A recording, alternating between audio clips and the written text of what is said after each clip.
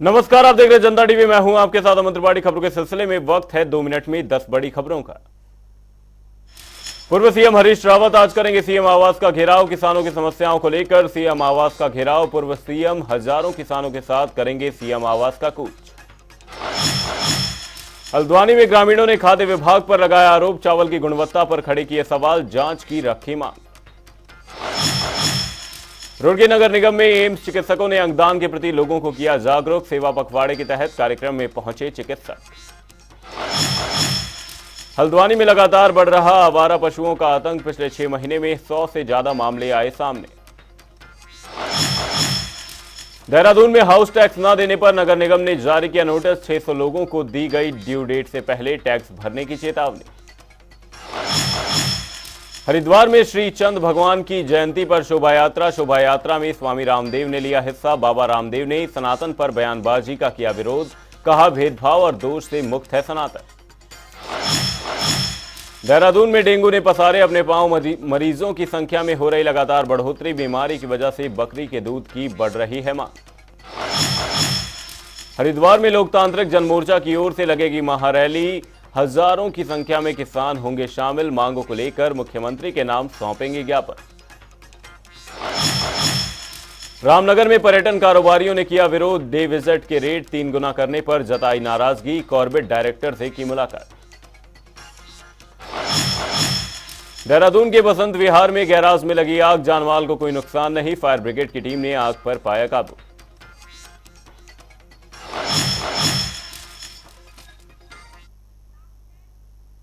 दो मिनट में 10 खबरों के बाद अब रुक करेंगे उत्तराखंड से जुड़ी कुछ अहम खबरों का। उत्तराखंड सरकार प्रदेश में दिसंबर महीने में प्रस्तावित ग्लोबल इन्वेस्टर समिट की तैयारियों में जुट गई है। ऐसे में मुख्यमंत्री पुष्कर सिंह धामी का कहना है कि राज्य के लिए यह बहुत बड़ा अवसर है। सरकार इस समिट के माध्यम से निवेश बढ़ाने के साथ साथ युवाओं को रोजगार भी देगी। सरकार ने ग्लोबल इन्वेस्टर समिट से 2.5 लाख करोड़ के निवेश का लक्ष्य रखा है और इस लक्ष्य को हासिल करने की दिशा में सरकार लगातार काम कर रही है।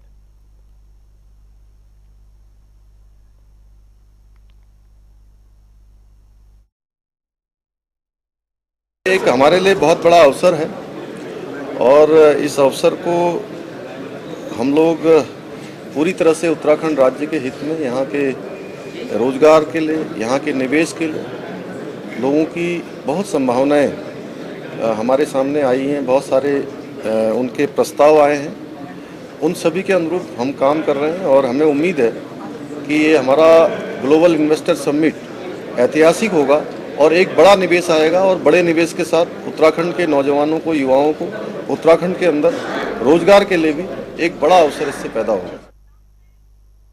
हरिद्वार के आपदा प्रभावित किसानों के मुद्दे को लेकर पूर्व मुख्यमंत्री हरीश रावत ने मुख्यमंत्री आवास का घेराव किया। इस दौरान हजारों की संख्या में हरिद्वार के किसानों ने देहरादून पहुंचकर इस विरोध प्रदर्शन में शिरकत किया। वहीं किसानों ने सरकार के सामने अपनी मांग रखी। इस दौरान पूर्व मुख्यमंत्री हरीश रावत ने सरकार से किसानों के लिए 4 मांगे की। उन्होंने कहा, किसानों को 10,000 रुपए प्रति बीघा मुआवजा दिया जाए। इसके साथ ही किसानों का पिछले 6 महीनों का बिजली पानी बिल माफ किया जाए। इसके अलावा गन्ना मिल की किसानों का बकाया भुगतान जल्द से जल्द किया जाए और साथ ही किसानों की कर्ज की वसूली स्थगित की जाए और ब्याज माफ किया जाए।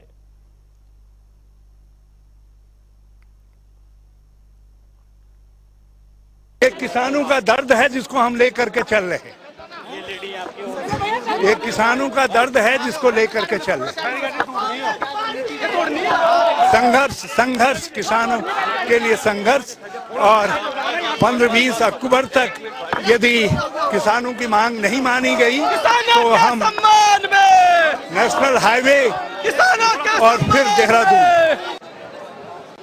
प्रमुख मांग आज की यही मांग है कि उत्तराखंड का वो भूभाग जहां गन्ना पैदा होता है, इस बरसात के सीजन में अतिवृष्टि के कारण, बाढ़ के कारण वो तमाम गन्ने की खेती समाप्त हो गई। लोग उचित मुआवजे की मांग कर रहे हैं, लेकिन मुख्यमंत्री जी और उत्तराखंड सरकार है कि सुनने को तैयार नहीं है। जो प्रधानमंत्री जी कहते थे कि हम किसानों की आय को दोगुना करेंगे, आज जो स्वाभाविक आय किसानों की थी वो भी नहीं हो पा रही है। लोग परेशान हैं और शासन प्रशासन, मुख्यमंत्री सुनने को तैयार नहीं है। वो सुन सकें, वो नींद से जाग सकें, इसलिए हरीश रावत जी के नेतृत्व में तमाम हमारे हरिद्वार के विधायक ममता राकेश जी यहाँ पर हैं, तमाम विधायक लोग यहाँ पर हैं, इन सब के नेतृत्व में आज इस बात के लिए कि उन गन्ना किसानों को जिनको नुकसान हुआ है उचित मुआवजा मिले, हम सब लोग मुख्यमंत्री आवास घेराव कर रहे हैं। मुख्यमंत्री जी जागें। जिस तरह से शोषण प्रदेश सरकार के द्वारा किया जा रहा है बहुत ही गलत है और किसान परेशान है। आज किसान की स्थिति ऐसी हो गई है कि चारों तरफ से एक तो अतिवृष्टि की मार है और दूसरे महंगाई की मार है। चाहे किसान के हमारे किसान भाइयों की रासायनिक खाद हो, चाहे कीटनाशक दवाइयां हो, सबके दाम आसमान छू रहे हैं। और अतिवृष्टि के कारण किसान भाइयों की, हरिद्वार की, उधम सिंह नगर की, पूरे प्रदेश का किसान बदहाल हो चुका है, तंगहाल हो चुका है। हम खुशहाली की बात करते हैं, जब तक हमारे देश का किसान खुशहाल नहीं रहेगा तब तक खुशहाली की बात करना पूरे प्रदेश की एक तरह से बेईमानी होगी। वहीं मुख्यमंत्री पुष्कर सिंह धामी ने सीएम आवास पर कांग्रेस के घेराव को लेकर प्रतिक्रिया दी है। उन्होंने कहा कि राज्य सरकार किसानों के लिए प्रतिबद्ध है। सरकार ने गन्ना किसानों के भुगतान के साथ ही आपदा में प्रभावित किसानों को भी भुगतान किया है। इसके बावजूद अगर किसानों को कोई समस्या है तो सरकार उनसे बातचीत के लिए तैयार है।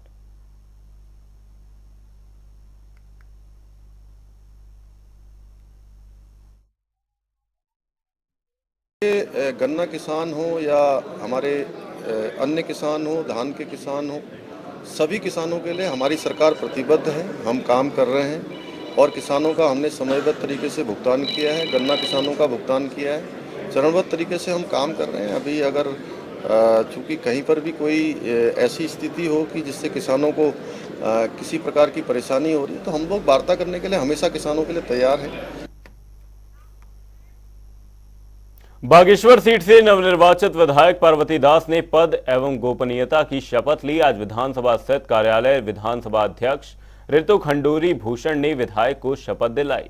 इस मौके पर मुख्यमंत्री पुष्कर सिंह धामी, भाजपा प्रदेश अध्यक्ष महेंद्र भट्ट, संसदीय कार्य मंत्री प्रेमचंद अग्रवाल भी मौजूद थे।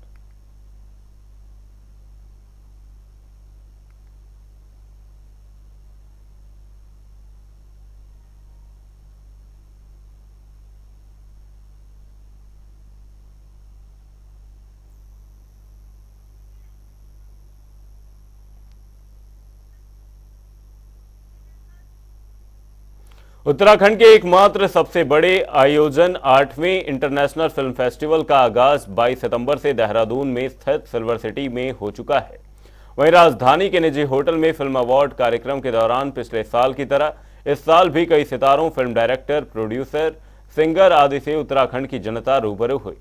कार्यक्रम में मुख्य अतिथि के रूप में कैबिनेट मंत्री प्रेमचंद अग्रवाल और सुबोध उनियाल ने शिरकत की। वहीं कार्यक्रम की शुरुआत गणेश वंदना पर नृत्य प्रस्तुति कर और दीप प्रज्वलित कर की गई। आपको बता दें कि इस फिल्म फेस्टिवल में मशहूर अभिनेत्री हिमानी शिवपुरी पहुंची। गदर 2 में पाकिस्तानी विलन का किरदार निभाने वाले मनीष वाधवा, अभिनेता विनय पाठक सहित कई लोग मौजूद थे।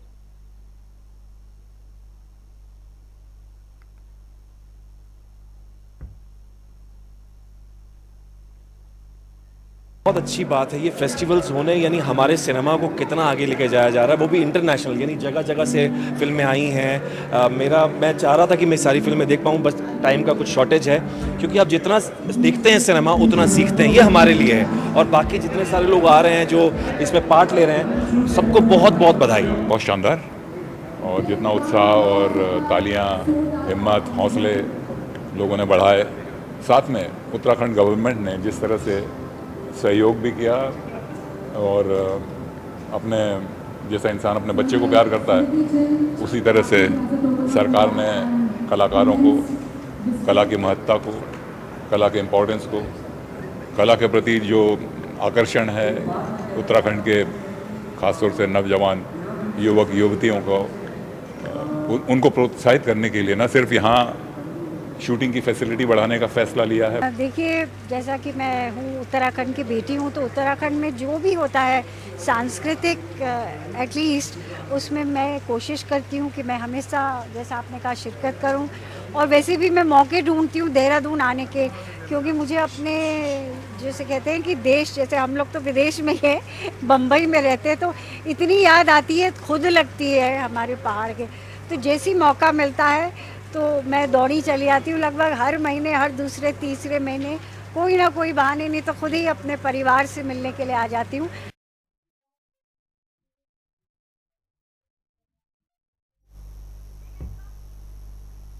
गुजरात में बीते सालों कैनाइन डिस्टेंपर बीमारी से 21 शेरकाल के गाल में समा गए थे।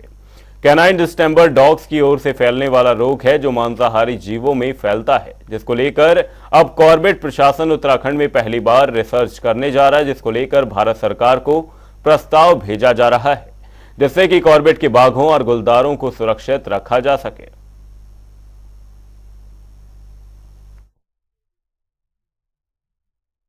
देखिए, कॉर्बेट टाइगर रिजर्व लैंडस्केप में जो कैनाइन डिस्टेंपर वायरस है, इसके संबंध में इसके मूल्यांकन और इसकी मॉनिटरिंग और इसके क्या इम्पैक्ट वाइल्ड लाइफ पे पड़ते हैं, इस संबंध में एक प्रोजेक्ट हम भारत सरकार को सबमिट करने वाले हैं। इस प्रोजेक्ट का मुख्य उद्देश्य ये होगा कि जो टाइगर रिजर्व की परिधि के बाहर जो कैनाइन्स हैं या जो डॉग्स हैं, इनके माध्यम से कैनाइन डिस्टेंपर वायरस स्प्रेड होता है और अल्टीमेटली जो पार्क के अंदर टाइगर्स या इस लैंडस्केप में जो टाइगर्स और लेपर्ड्स घूम रहे हैं, उन पर इसका प्रतिकूल प्रभाव पड़ता है। तो इस बिंदु पर यह स्टडी आधारित होगी। शहर में सीवर की सफाई हमेशा से ही एक बड़ी चुनौती रही है। इसी समस्या से निजात दिलाने के लिए एक नई तकनीक की सीवर सफाई मशीन देहरादून स्थित जल संस्थान ने मंगाई है। इसमें खास बात यह है कि मशीन रोबोट टेक्निक पर बनाई गई है। इसमें रिमोट कंट्रोल के माध्यम से ऑपरेट किया जाता है।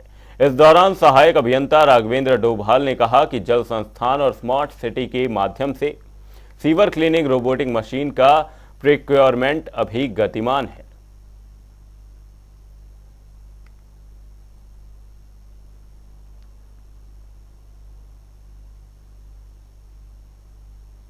जल संस्थान में और स्मार्ट सिटी के माध्यम से robotic cleaning machine, sewer cleaning machine का प्रोक्योरमेंट अभी गतिमान है, जिसके आने के पश्चात जो है अभी भी थोड़ा बहुत मैनुअली हमारे यहाँ वैसे तो होता नहीं है, बट जो मशीन हमें बड़ी बड़ी मशीन होती हैं छोटी छोटी गलियों में जा नहीं पाती हैं, वो रोबोटिक की मशीन से हम सीवर मैनहोल चैम्बर जो हैं उनको क्लीन कर सकते हैं आने वाले टाइम पे।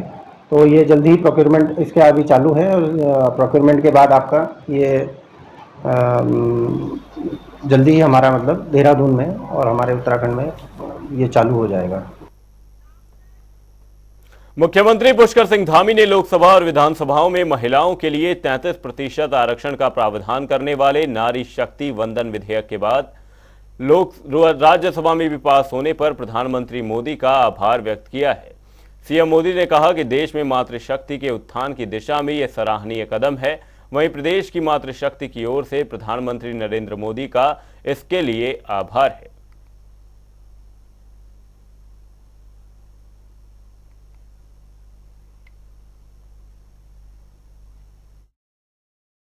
प्रधानमंत्री जी का मैं देवभूमि उत्तराखंड की तरफ से, मातृशक्ति की तरफ से, उत्तराखंड वासियों की तरफ से उनका आभार व्यक्त करता हूं कि देश के आज़ादी के बाद मातृशक्ति के उत्थान के लिए उन्होंने ऐतिहासिक काम किया है। निश्चित रूप से हमारी मातृशक्ति को, माताओं बहनों को अब हर क्षेत्र में आगे आने का अवसर मिलेगा। ये अपने आप में ऐतिहासिक निर्णय है।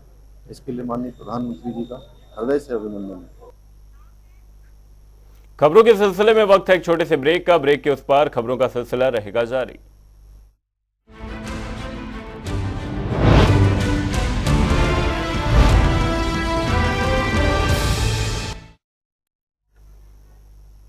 धामी सरकार इन दिनों उत्तराखंड में लोकायुक्त की नियुक्ति की तैयारियों में जुटी है। इसी कड़ी में सीएम आवास पर मुख्यमंत्री पुष्कर सिंह धामी की अध्यक्षता में बैठक की गई, जिसमें चयन समिति के साथ जरूरी चर्चा की गई।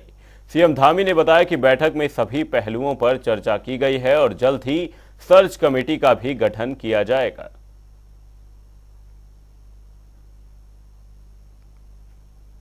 अभी प्रारंभिक रूप से जो उसकी प्रक्रिया है, उस प्रक्रिया के तहत बैठक हुई है और सभी पहलुओं पर उस पर आज चर्चा हुई है। जल्दी ही जो है उस पर हम लोग अंतिम कार्य योजना और उसकी चयन की जो प्रक्रिया है, उसकी सर्च कमेटी है, उसका गठन कर लिया जाएगा।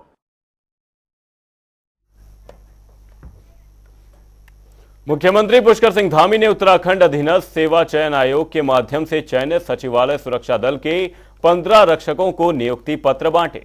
मुख्यमंत्री ने सभी चयनित अभ्यर्थियों को शुभकामनाएं दी और उनके उज्जवल भविष्य की भी कामना की। मुख्यमंत्री ने कहा कि उत्तराखंड को देश के अग्रणी राज्यों की श्रेणी में लाने के लिए हम सभी को प्रदेश के विकास में योगदान देना होगा।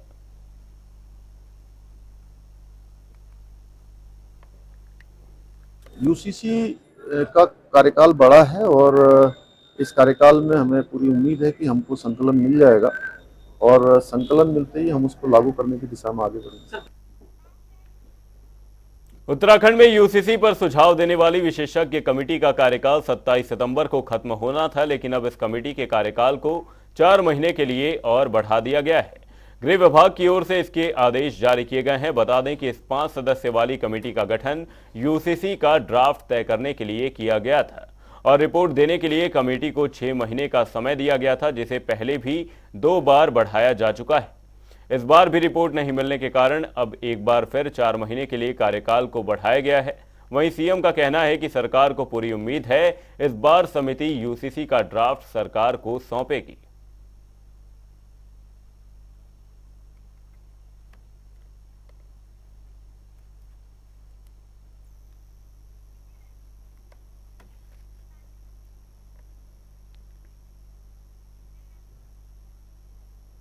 हरिद्वार में श्री चंद भगवान की जयंती पर शोभा यात्रा निकाली गई, जिसमें योग गुरु बाबा रामदेव ने भी हिस्सा लिया। वहीं एक बार फिर उन्होंने सनातन पर बयानबाजी करने वाले नेताओं पर निशाना साधा, साथ ही चेतावनी भी दी। उन्होंने कहा कि सनातन धर्म को समाप्त करने वालों का 2024 में मोक्ष हो जाएगा। उन्होंने कहा कि सनातन धर्म में किसी भी तरह का जातिवाद नहीं है। शास्त्रों में जाति का वर्णन गुण और कर्मों के आधार पर किया गया है, लेकिन कुछ लोगों ने शास्त्रों में वर्णित शब्दों का गलत ढंग से इस्तेमाल किया है। हमारी सनातन धर्म की संस्कृति जाति से, मजहबी उन्माद से, क्षेत्रवाद से, किसी भी प्रकार के आग्रह, भेदभाव, पक्षपात से मुक्त है। जहाँ तक शब्द है ब्राह्मण, क्षत्रिय, वैश्य, शूद्र, दलित आदि, ये सारे शब्द जाति, गुण, कर्म सूचक हैं। संस्कृति की जो शब्दावली है उसको लोगों ने मिस यूज किया है, उसको लोगों ने गलत तरह से उसकी व्याख्या की है। सनातन क्योंकि अपने आप में इतना प्राचीन है कि उसकी व्याख्या करना ही मुश्किल है। जब से सूर्य पैदा हुआ तब से सनातन पैदा हुआ है। हूण आए, शक आए, अंग्रेज आए, मुसलमान आए, ना कभी हम नष्ट हुए ना होंगे। जब तक सूर्य है तब तक हम लोग रहेंगे। ये उनकी मानसिक कल्पना है। कुछ लोगों की बुद्धि जो है वो मंद हो गई है, इसलिए कुछ राज्य के मंत्री और कुछ राजनेता अपने अक्षणिक स्वार्थ के लिए, वोटों का पोलराइजेशन करने के लिए इस प्रकार की मांग उठा रहे हैं। थोड़े समय में ये लगभग नवंबर तक सारी स्थितियां शांत हो जाए।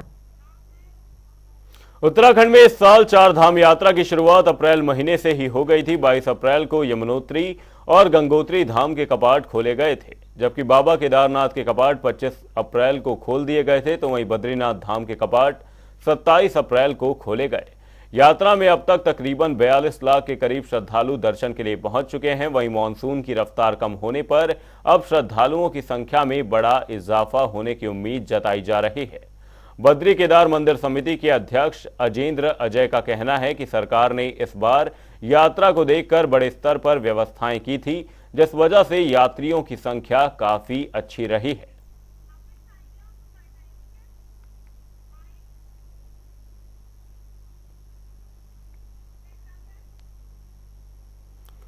चार धाम यात्रा में भक्तों के आंकड़े को जान लेते हैं। अप्रैल से अब तक केदारनाथ धाम में 13.4 लाख श्रद्धालु आए, वहीं बद्रीनाथ धाम में 13.2 लाख श्रद्धालु पहुंचे। साथ ही यमुनोत्री धाम में 6.14 लाख श्रद्धालु पहुंचे। साथ ही गंगोत्री धाम में 7.45 लाख श्रद्धालु पहुंचे। वहीं केदारनाथ धाम में 13,40,000 श्रद्धालु पहुंचे। वहीं बद्रीनाथ धाम में 13,20,000 श्रद्धालु पहुंचे। वहीं यमुनोत्री धाम में 6,14,000 श्रद्धालु पहुंचे।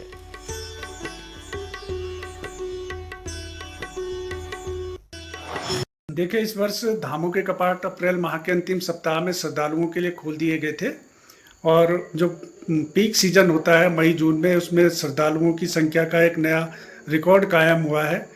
अभी कपाट बंद होने में लगभग 2 माह का समय शेष है, तो हमारा अनुमान है कि इस वर्ष श्रद्धालुओं की, तीर्थयात्रियों की संख्या का एक नया कीर्तिमान स्थापित होगा। बद्रीनाथ केदारनाथ मंदिर समिति के स्तर से, प्रदेश सरकार के स्तर से जो भी श्रद्धालु तीर्थयात्री धामों में पहुंच रहे हैं, उनकी यात्रा सुगम और सरल हो सके, इसके लिए निरंतर प्रयास किए जा रहे हैं। देहरादून नगर निगम ने हाउस टैक्स न देने वाले लोगों को नोटिस जारी कर दिया है। तकरीबन 600 लोगों को नोटिस जारी किया गया है। इस नोटिस में साफ तौर पर ड्यू डेट से पहले टैक्स जमा कराने की बात कही गई है। उसमें बड़े होटल और कमर्शियल संस्थान शामिल हैं। आपको बता दें, हाउस टैक्स से नगर निगम भारी मुनाफा कमाता है। इसके साथ ही इस साल पहले के मुकाबले काफी अच्छी रिकवरी बताई जा रही है। वहीं जिन 600 लोगों को नोटिस जारी किया गया है, उन पर 4 करोड़ की धनराशि बकाया है।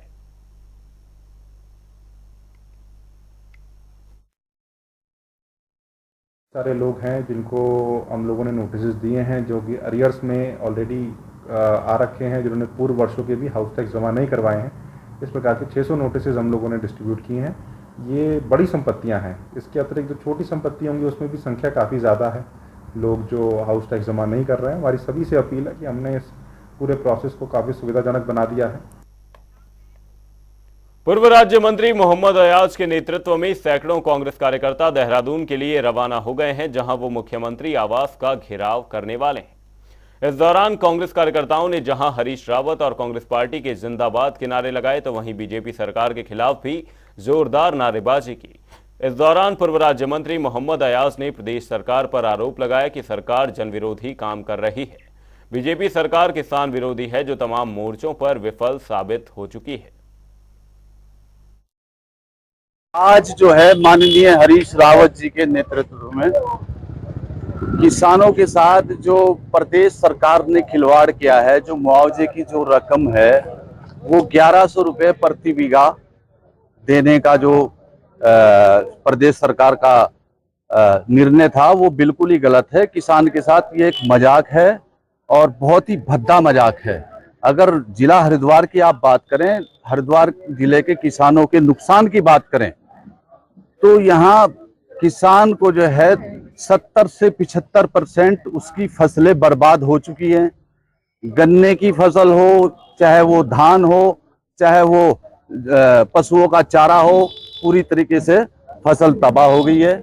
और ये जो मजाक प्रदेश सरकार ने किया है, इसमें भी क्या है कि ये लोग जो है, अगर किसी का 20 बीघे का खेत होता है तो उसमें जो उसको अनुदान मिल रहा है वो उसका 20-30% काट के, मतलब ये 2 या 3 बीघे का वो 1100 रुपये पर बीघे के हिसाब से दे रहे हैं। उत्तराखंड में भाजपा कार्यकर्ताओं का दायित्व मिलने का इंतजार लंबा होता जा रहा है। भाजपा प्रदेश अध्यक्ष महेंद्र भट्ट लंबे समय से दायित्व बंटवारे की बात कर रहे हैं, लेकिन दायित्व की लिस्ट फाइनल नहीं हो पा रही। एक बार फिर से प्रदेश में दायित्व बंटवारे को लेकर चर्चाएं जोरों पर हैं, लेकिन क्या कुछ कहना है दायित्व बंटवारे को लेकर भाजपा का, और साथ में कांग्रेस किस तरीके से भाजपा पर तंज कस रही है, उसके लिए देखिए हमारी एक खास रिपोर्ट।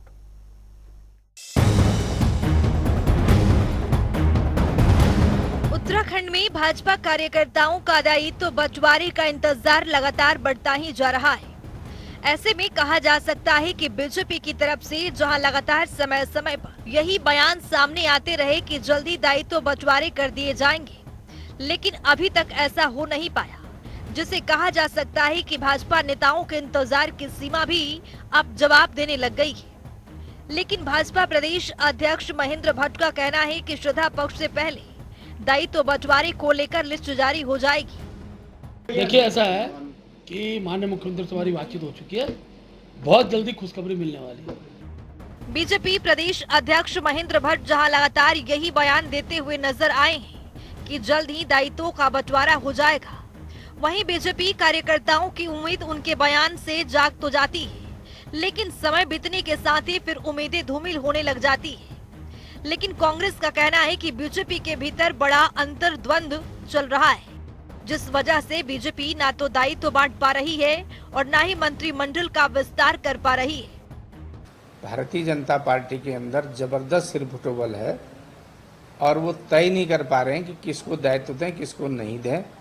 एक अनार 100 बीमार की स्थिति उनके यहाँ है, और जब वो मंत्रिपरिषद में 2/3 बहुमत होने के बाद भी 4 मंत्री नियुक्त नहीं कर पा रहे हैं। 3 मंत्री तो पहले से नियुक्त थे। चंदन रामदास जी की डेथ को भी 6 महीने से ज़्यादा हो रहा है, चुनाव भी हो गया है, उनके स्थान पर भी किसी की नियुक्ति नहीं की। आप देखिए क्या स्थिति है भाजपा की। कुल मिलाकर देखें तो बीजेपी प्रदेश अध्यक्ष महेंद्र भट्ट जहां श्रद्धा पक्ष से पहले दायित्व बंटवारे की बात कर रहे हैं, ऐसे में देखना यही होगा कि क्या वास्तव में श्रद्धा पक्ष से पहले भाजपा नेताओं की मन की मुराद पूरी हो जाएगी या फिर इंतजार और लंबा होगा। देहरादून से नवीन शुक्ला की रिपोर्ट। फिलहाल के लिए इस बुलेटिन में सिर्फ इतना ही। कहीं जाएगा नहीं। जनता टीवी पर खबरों का सिलसिला रहेगा जारी। तब तक के लिए नमस्कार।